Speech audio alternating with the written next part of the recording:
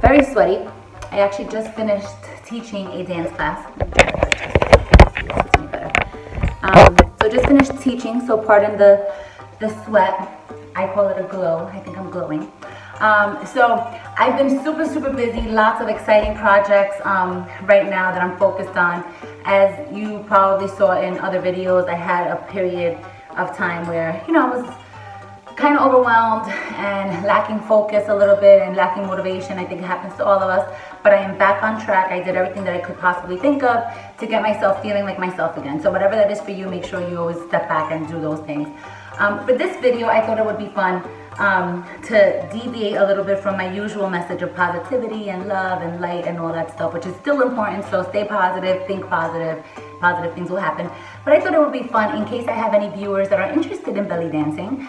And because I'm already warmed up, I thought it would be cool to just show you guys a few foundation moves for belly dancing. So a little bit about my background. I actually started off in ballet. I did ballet for many years when I was little. So I feel like every kind of dance that I've tried aside from that or after that always had that ballet foundation, which is really important. I think ballet is the foundation to every kind of dance, in my opinion. So it really helped with my flexibility and, you know, being graceful and just, you know, always kind of having that confidence, which I had to actually work on a lot in the beginning. And I'm still working on it. I'm a work in progress, as we all are. So yeah, so let's start with some very basic foundation moves for belly dancing. So the first thing that I always tell my students is posture. So I'm not tall, I'm only 5'3". When you're dancing, you have to be bigger than the stage, is what my first dance teacher always told me. So you don't let your height feel like an impairment, you just use it. So you always, to have that in belly dancing, in any kind of dance, you just stand to the side. So in belly dancing specifically, it's always important to kind of tuck your tailbone a little bit, right? So you never want to have that arch that can injure your back. So I tuck, and then I kind of elevate the top. So tuck here, elevate here. So chest up, open heart as always, right? So open heart so your audience sees that and feels that energy. So tuck, lift, chin up. The next thing is shoulders. So you never want to have your shoulders up here, shoulders drop down, and when you're doing your arms, they're usually at chest level, and you want to make sure you have air here. So you never want to dance like this. You're going to be elongated in the arms, okay? For the hands, there's many different ways to hold the hands.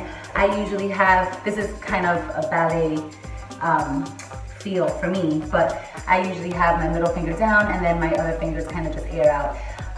So you can do that. There's dancers that just kind of do the one finger. This is more Bollywood to me, I think.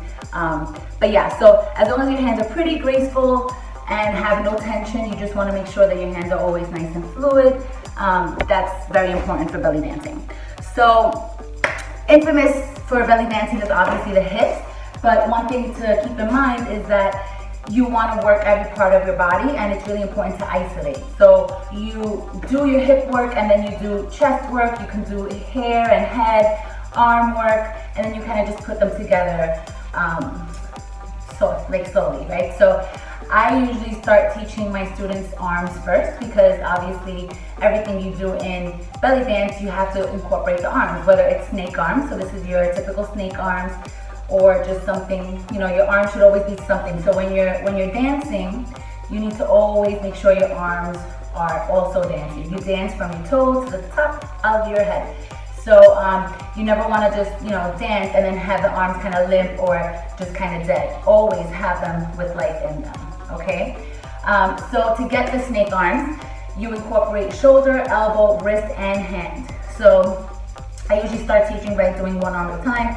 So you raise the shoulder, tilt here, bring the elbow up, wrist follows, and then you bring the hand down. So shoulder, elbow, wrist, down. Shoulder, elbow, wrist, down. You want to make sure that you're using the shoulder because that's what's going to give you that flowy, round look as well. So always kind of use that. And then when you add the other arm, doing the shoulders is what gives it that nice roll. Okay, and you can do so many moves with the arms.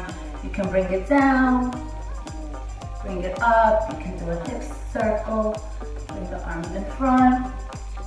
Okay, so arms, hands, very important. For the hands, it's just waving, wrist up, and the rest follows.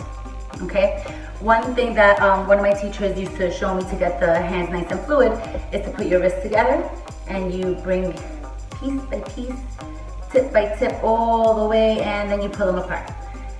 Touch, touch, touch, touch, and pull apart. And then you just keep doing that. Eventually, you get the nice hand waves. There's also a circle that you can do, more of a flamenco feel, for me at least. So anyway, so that's hands, arms.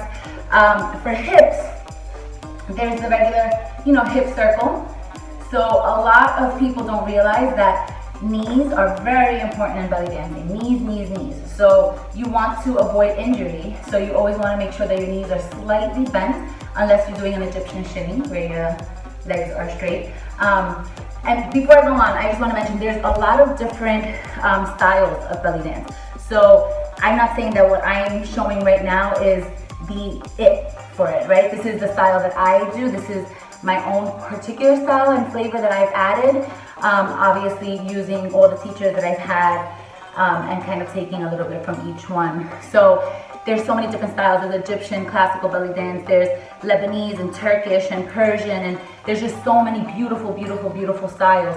And we're all so different. And to me, there's no right or wrong. My main concern is doing it so that you don't get injured. So really important with the tucking of the tailbone, you know, and bending the knees a little bit. Back stretches. Stretches are so important. So you definitely want to stretch before dancing. I stretch before I dance and after. And even when I'm not dancing, I try to stretch. So stretching is hugely important no matter what kind of dance or exercise or activity you're doing. So stretch, stretch, stretch. Okay, so a little bit more hip. I just want to show you guys more foundation pieces. So for the hip drop, I don't know if you guys can see my knee. Yes, right there. So for the hip drop, you're basically, I'm working on the right hip. So I'm going to straighten my leg and then bend.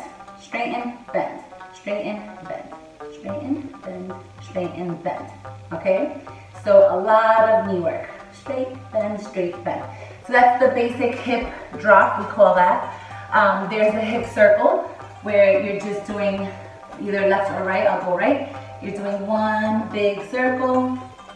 Torso goes opposite of where the hips are going. Okay, so another really pretty move. Always remembering when you do your hip circles that your chest does not drop too low. You still want to show the audience your beautiful face, right? Shimmies. Shimmies, a lot of knee work as well. So the Egyptian shimmy, flat feet, straight leg, and you're just moving the knees back and forth. So you can see my knees just going back and forth. So that's the classical shimmy. There's also a very loose shimmy, depending on the song, depending on what you want to do. There's the quarter shimmy, right? So there's so much, and it's so exciting. And then the last thing that I do want to emphasize, there's so much, and I can do another one of these. If you guys like this, I can do more little tutorials in between all my other inspirational stuff. But camel, so this has a lot of meanings. A lot of moves in belly dance are called differently depending on the dancer and the teacher. So I call these undulations, but they're also known as camels. And it's basically a body roll. So for the undulations, you start with your chest. So chest up, bring it back, and then you roll down, up and down.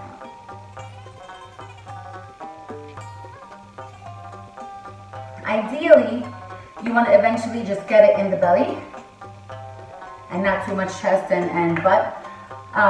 But it takes practice. Everything takes practice.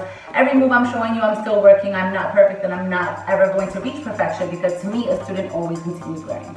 So that's undulation. You can also reverse the undulation. So this is going from top down. You can go bottom up as well. Lots of core work. Anyway, so I hope that was fun for you. Just little things. I can teach more, like I said. But other than that, I just want to tell everyone to have a beautiful day. I want you to do your best to stay positive, stay inspired, not let negativity get in your way. That's kind of my main message all the time, because I am one of those people that unfortunately have a lot of negative things around me. And it's kind of out of my control. It's more people, some people you just can't keep out of your life, right? And then it just, sometimes people try to bring you. Hey guys, sorry my video got cut off before because I want to keep touching when I shouldn't keep touching, and every time a notification comes up I want to lift it when I don't have to, so I don't know, I apologize. But anyway, I hope you liked my little tutorial. I'm giving you just really quick little basic foundation moves for belly dance. There's a million more. I can do another small tutorial later on down the road if you guys wish. But other than that, I hope you guys enjoyed it. I hope you're having a beautiful day. I hope your weekend is going well, and just stay positive, stay happy. Don't feed into the negative. Easier said than done, I know. But yeah, just that's my main message in all my videos, just because I happen to have a lot of kind of negative people around, and I mean, it's not really by choice. Some people you kind of can't kick out of your lives as much as you want to. So I really try to not feed into those things. I'm there for them when I need to be, and I'm there for people all the time, because that's just one of my passions, is to actually help people. But sometimes you have to realize that some people can't really be helped unless they want to help themselves, and it's very easy to get dragged down with that stuff. So that being said, I'm working on staying positive and not letting anyone detract from my healthy positivity that I have going here. So I'm hoping the same for you guys. I hope you have a beautiful week, and I will see you next time.